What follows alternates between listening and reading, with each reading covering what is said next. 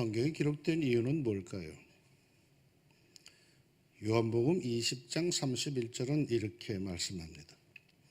오직 이것을 기록함은 너희로 예수께서 하나님의 아들 그리스도이심을 믿게 하려 하며 또 너희로 믿고 그 이름을 힘입어 생명을 얻게 하려 함이니라. 성경에 기록된 목적은 우리로 하여금, 즉 성경을 읽는 이들로 하여금 예수님이 하나님의 아들 그리스도이심을 믿게 하려고 쓰였고 그 예수 이름을 믿음으로 생명을 얻게 하려고 기록하였습니다. 그러니까 성경을 읽을 때 우리가 반드시 얻어야 할 것, 주목해야 할 것이 있습니다. 예수님이 하나님의 아들 그리스도이심을 찾아야 합니다.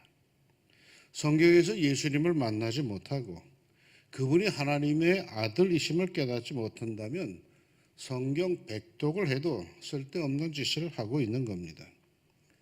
예수님께서 직접 하신 말씀이죠. 너희가 성경에서 영생을 얻는 줄 생각하고 성경을 연구하거니와 이 성경이 곧 내게 대하여 증언하는 것이니라.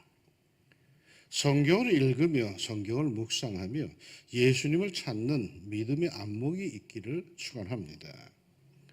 성경을 과학책으로 읽지 맙시다. 인생론으로 묵상하지 맙시다. 도덕책으로 읽지도 맙시다. 애당초 성경은 그것을 위해서 쓴 책이 아닙니다. 예수님이 하나님이심을 증언하기 위해서 쓴 책입니다. 그러므로 성경을 펼쳐 읽을 때마다, 묵상할 때마다 예수님이 하나님이심을 찾을 수 있기를 바라고 그 예수님이 여러분을 만나주시고 풍성한 생명으로 축복하시기를 소망합니다. 몸이 아파하는 사람들이 말이죠. 성경을 묵상하는 중에 생명의 주 예수님을 만나 그분의 충만한 생명으로 건강을 얻는 역사가 있기를 원합니다. 아이를 못 갖는 사람들이 성경을 읽는 중에 생명이신 예수님을 만나 그분의 축복 속에 아이를 잉태하는 그런 생명의 축복이 있기를 또한 바랍니다. 사는 것에 자신이 없고 두려우니까 성경을 읽으며 예수님을 만나 삶에 대해 자신감을 갖는 영적 강골로 변하는 역사가 있기를 바랍니다. 은밀한 죄악으로 마귀에게 끌려가던 이가 예수님을 만나 구원의 반석에서 감격적인 찬송을 부르는 역사가 또한 있기를 소망합니다. 예수님을 만나면 됩니다. 어디서 만날 수 있습니까?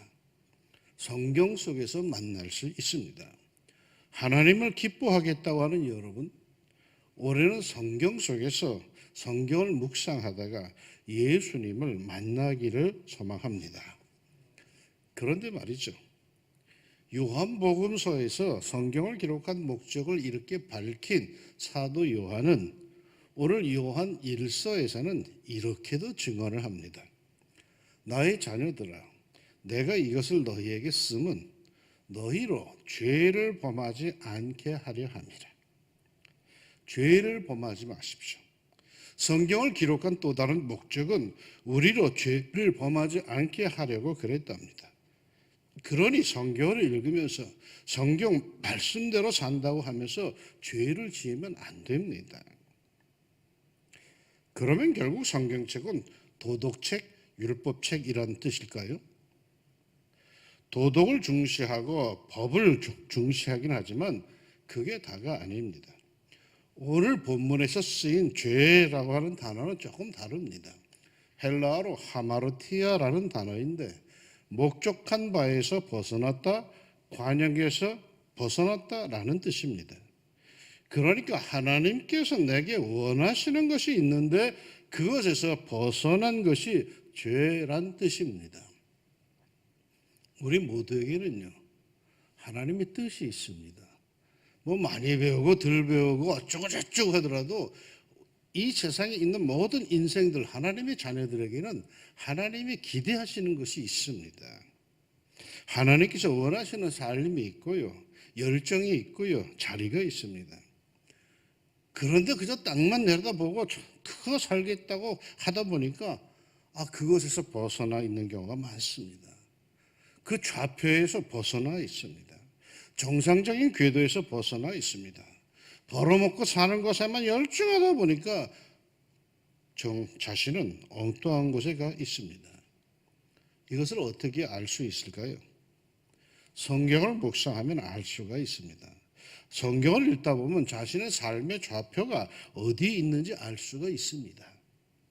성경을 읽기 전에는 자기는 나름대로 괜찮은 인생이라고 뭐 이 정도만 되면 괜찮지라고 생각을 하지요. 그런데 성경을 읽으면 그게 그렇게 되진 않더라고요. 그저 열심히 살기만 하면 되는 줄 알았는데 단순히 거짓말하지 않고 남에게 해끼치지 않고 그렇게 살면 되는 줄 알았는데 이상하게도 성경을 읽다 보면 자신이 엉뚱한 곳에 있다는 생각이 듭니다. 그리고 그렇게 자신이 살지 못했다는 그러한 죄책감이 찾아듭니다. 하나님께서 나에게 원하시는 것은 이게 아닌데 라는 그런 죄의식이 스물스물 기어 들어옵니다. 그러니 여러분 늘 성경을 가까이 하십시오. 주의 말씀을 삶의 중심에 두십시오. 그리하여 죄를 범하지 맙시다. 하나님의 뜻에서 벗어나는 이탈된 삶을 살지 맙시다. 그런데 말은 이렇게 쉽게 제가 하는데 이게 말대로 쉬운 겁니까? 성경 말씀대로 온전히 살겠다고 하는데 이게 그리 쉽습니까? 늘 주님의 뜻을 구하며 살겠다고 다짐을 하는데 나름대로 눈을 부릅뜨고 그렇게 살고자 하는데 그게 정말 마음대로 됩니까? 젊었을 때 기도원 다니던 시절이 있었습니다. 매주 금요일 밤에는 기도원에 올라가 밤새 주님께 부르짖던 그야말로 성령이 충만하던 그런 시절이 있었습니다. 이제부터는 정말 이제 주님 뜻대로 살아야지. 내가 잘못 살아서 주님이 원하시는 삶을 살아야지 하면서 밤새도록 부르짖고 찬양을 합니다. 주님 뜻대로 살기로 했. 주님 뜻대로 살기로 했네. 주님 뜻대로 살기로 했네. 뒤돌아서지 않겠네. 그리고 집에 돌아오면 1시간도 되지 않아서 혈기 부릴 일이 생기고 주님의 뜻이고 뭐고 거저 내 혈기부터 부려야 속이 시원한 그런 경우가 허다했습니다. 나는 작심 3일이라는 게 아니라 작심 3초도 안 된 경우들이 허다합니다. 그때마다 스스로 낙심을 하게 되고 아이고 이게 뭔가 고작 이러려고 내가 밤새 기도했단 말인가? 고작 이러려고 내가 그렇게 콧물 다 흘리면서 기도했단 말인가? 자신에 대해서 절망하며 고개도 못 들던 경우들이 참 많았습니다. 정말이지 말씀대로 잘 살려고 했는데 번번이 혈기에 무너지고 유혹에 넘어지고 재물에 쓰러지는 경우가 허다했습니다. 그러면 그렇지. 나 같은 것이 무슨 거룩한 백성 하면서 저 밑바닥으로 추락하고 싶은 그런 충동을 느낄 때가 참 많았습니다. 어떻게 할까요? 죄는 짓지 말라고 했는데 성경이. 이때 성경 말씀에 더 주목을 해야 합니다. 감정에 끌려가지 말고 말씀에 사로잡혀야 합니다. 성경이 말합니다. 나의 자녀들아, 내가 이것을 너희에게 쓰면 너희로 죄를 범하지 않게 하려 함이라. 만일 누가 죄를 범하여도 아버지 앞에서 우리에게 대언자가 있으니 곧 의로우신 예수 그리스도시라. 좀 이상한 말이에요. 분명 성경을 기록한 목적은 죄를 범하지 않기 위해서이니 성경이 읽는 성도들은 죄를 결코 범하지 말라 하더니 곧 이어서 말이요. 그야말로 두 발자국도 못 가서 죄를 범하여도 라고 합니다. 우리에게 대언자가 있으니 라고 합니다. 이게 무슨 뜻입니까? 그리스도인에게 있어서 가장 큰 문제, 가장 큰 핵심은 사실은 성결 그 자체가 아닙니다. 완벽함 그 자체가 아닙니다. 그건 구약의 세상입니다. 거룩과 성결과 완전과 온전함과 완벽함을 추구하던 시절은 구약, 율법의 세상입니다. 예수 그리스도 이전의 세상입니다. 그러나 예수 그리스도로 인해서 새로 시작된 세상, 그 은혜의 세상에서 새롭게 태어난 그리스도인에게 있어서 가장 큰 주안점, 중심은 그거 아닙니다. 그건요, 회개입니다. 돌아섬입니다. 죄를 짓지 않게 하려고 성경에 기록되었다고 분명히 말씀했습니다. 그러더니 곧바로 뒤를 이어서 죄를 범하여도 우리에게 대언자가 있으니 라고 합니다. 마치 이건 우리가 죄를 지을 수밖에 없다는 것을 암시하기도 합니다. 그것을 전제하고 있는 듯합니다. 이런 식으로 논문을 쓰고 보고서를 썼다면 앞뒤가 맞지 않는다고 퇴짜 맞을 겁니다. 문장이 일맥상통하지 않는다고 지적을 당할 겁니다. 그런데도 성경은 그렇게 말하고 있습니다. 그것도 한 걸음 더 나갑니다. 그는 우리 죄를 위한 화목제물이니 우리만 위할 뿐 아니요 온 세상의 죄를 위하심이라. 그건 누굽니까? 우리에게 대언자가 있으니 하는 그 대언자예요. 그 대언자는 뭐하는 사람인데 그는 우리의 죄를 위한 화목제물이니 우리만 위할 뿐 아니요 온 세상의 죄를 위하심이라. 하나님은 죄 짓지 마라 하시면서도 뒤에서는 말이죠, 내가 죄 지을 것을 가만 안 써서 하나님의 어린 양, 희생양 예수님을 제물로 내놓으셨다는 것입니다. 자신의 완벽함을 자랑하지 마세요. 도리어 언제든지 회개하고 돌아서는 하나님 말씀에 의해서 거저 두 손 들고 자기의 삶을 정리하고 주님이 원하시는 삶으로 돌아가며 용기를 가집시다. 회개도 용기 있는 자가 하는 겁니다. 오래전에 미국에 다녀오신 어느 집사님이 어느 미국 교회에서 발행한 독특한 전도지를 제게 가져다 준 적이 있습니다. 기존의 전도지와는 아주 다른 스타일의 현대식 전도지였습니다. 그런데 그 전도지에 제 눈을 확 끄는 문구가 있었습니다. 짧은 영어의 문구였습니다. No perfect people allowed. No perfect people allowed. 무슨 뜻인가 하면 완벽한 사람은 오지 마세요. 완벽하지 않은 이만 오세요 라고 하는 뜻입니다. 스스로 자신이 완벽하다고 여기는 이는 교회에 올 필요가 없어요. 그러나 자신이 부족한 이유 2% 부족하여 늘 고민이 된다면, 늘 고민하게 된다면 예수님께 나오라는 거죠. 그 예수님께서 도와주실 것이요, 그것이 기독교의 복음이라는 것입니다. 그렇다면 말이죠, 이제 내 마음대로 살아도 되는 건가요? 그야말로 기독교인은 세상에서는 제멋대로 살다가 주일날 교회에 가서 회개만 하면 다 되는 겁니까? 어린아이라면 그렇게 하십시오. 정말이지 좌우 구분을 못하는 철부지라면 그렇게라도 하십시오. 초신자라면 그렇게라도 하십시오. 그런데 도리어 성경은 이렇게 권면을 이어서 해주십니다. 3절 이하. 우리가 그의 계명을 지키면 이로써 우리가 그를 아는 줄로 알 것이요 그를 아노라 하고 그의 계명을 지키지 아니하는 자는 거짓말하는 자요 진리가 그 속에 있지 아니하되 누구든지 그의 말씀을 지키는 자는 하나님의 사랑이 참으로 그 속에서 온전하게 되었나니 이로써 우리가 그의 안에 있는 줄을 아노라. 예수님을 알아야 예수님의 뜻대로 살 것이 아닙니까? 그렇다면 예수님을 어떻게 알 수 있습니까? 물론 성경을 읽으면 알 수 있죠. 성경은 예수님을 증언하는 것이기에 그러합니다. 그런데 오늘 말씀에서 그렇게 책으로만 예수님을 아는 것도 좋지만 다른 방법도 있다고 합니다. 우리가 그의 계명을 지키면 이로써 우리가 그를 아는 줄로 알 것이요. 예수님의 말씀을 지켜야 합니다. 예수님의 말씀을 붙들어야 합니다.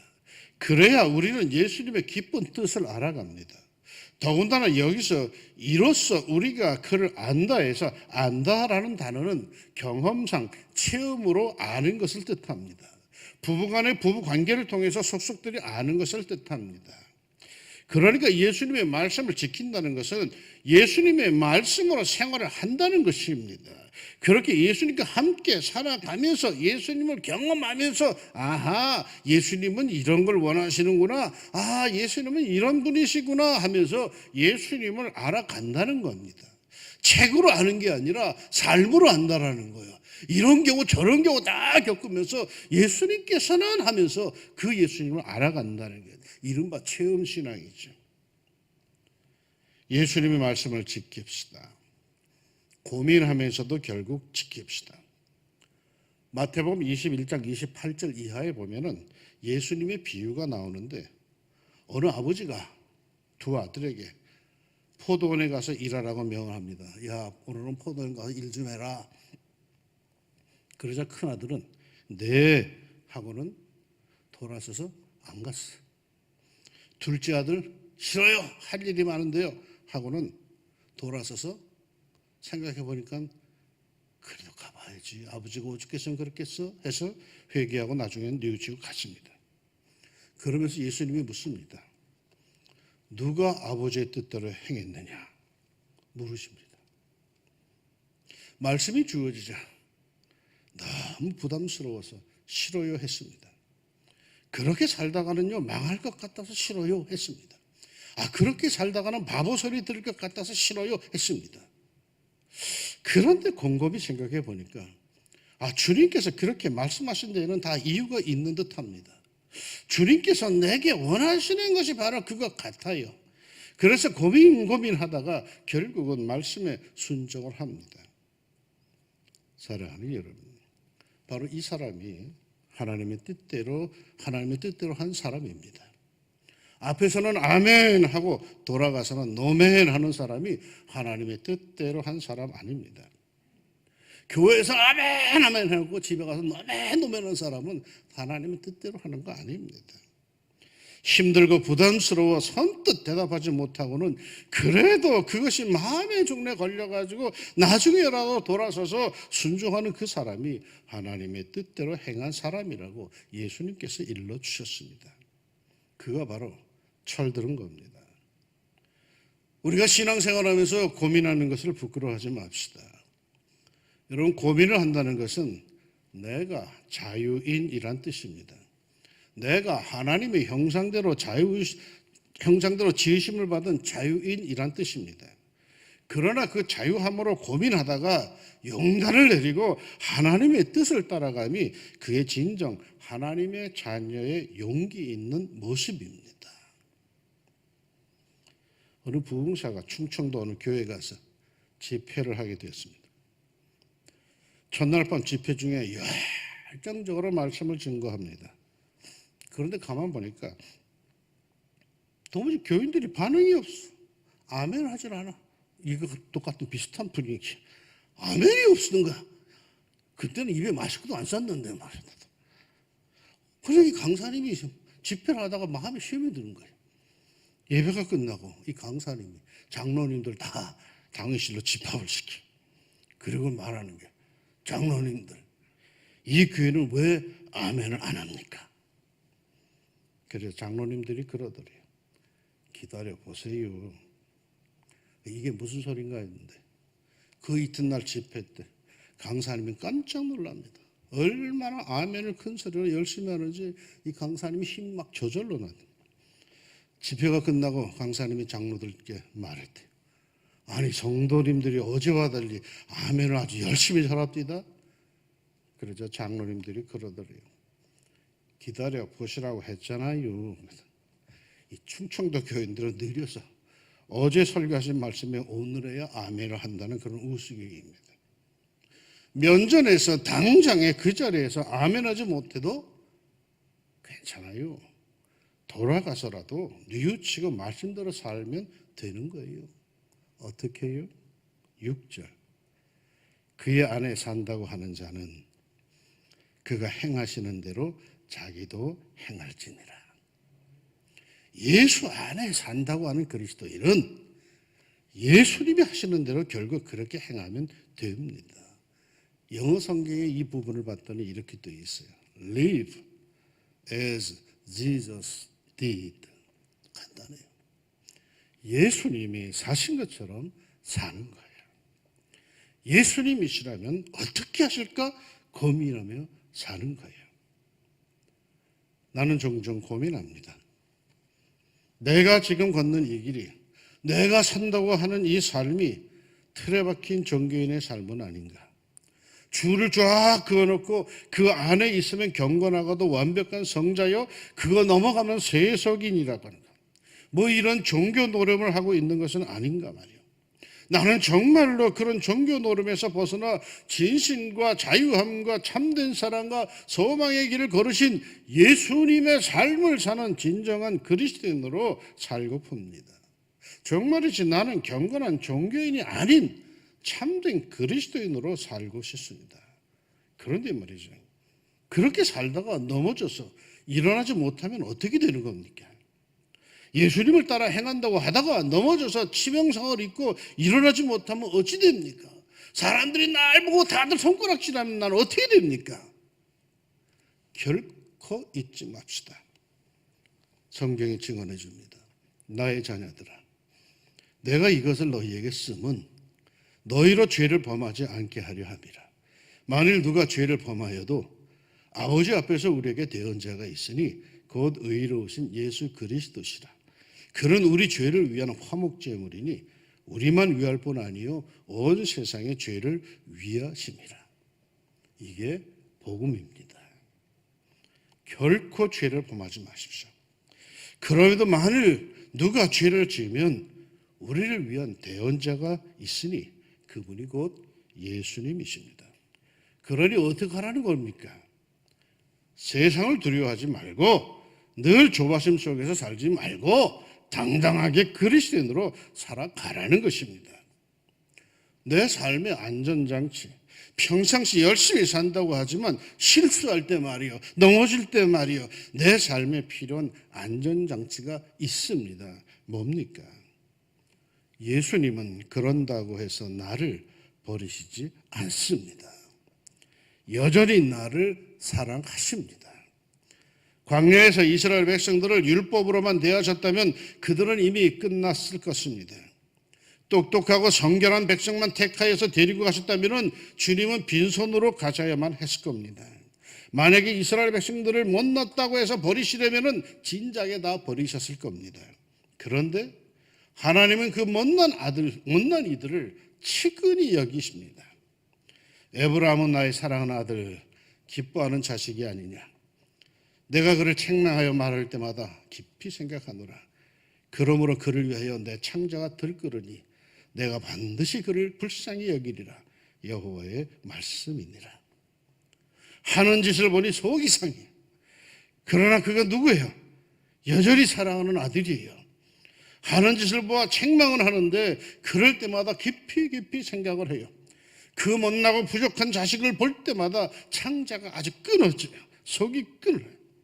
그럼에도 그 자식을 불쌍히 여기신답니다. 아예 성경은 이스라엘 백성들에게 이렇게도 증언합니다.